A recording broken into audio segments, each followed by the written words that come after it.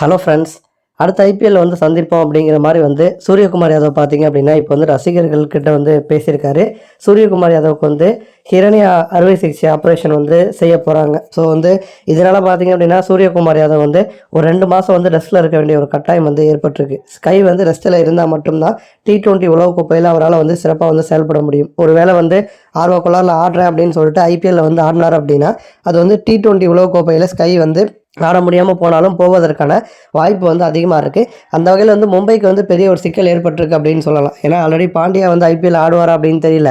இப்போ வந்து ஸ்கையும் ஆடலாம் அப்படின்னா மும்பை இந்தியன்ஸ்க்கு வந்து சிக்கல். பட் வந்து நாட்டுக்காக ஆடுறது தான் முக்கியம் அப்படின்னு சொல்லிட்டு ஸ்கை வந்து இந்த வருஷம் நடக்க போகிற ஐபிஎல் சீசனை புறக்கணிப்பதற்கான வாய்ப்பு வந்து அதிகமாக இருக்குது அப்படின்னு வந்து சொல்லப்படுது.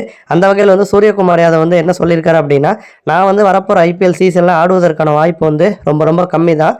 ஆடுவதற்கான வாய்ப்பு ஒரு 10% இருக்குன்னு வச்சுக்கலாமே. அப்படி எது இருந்தாலும் நான் வந்து அதை வந்து ஏற்றுக்கிறேன்.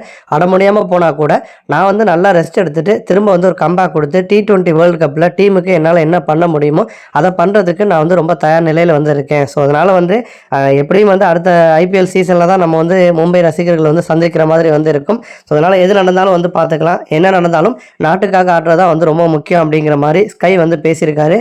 நன்றி.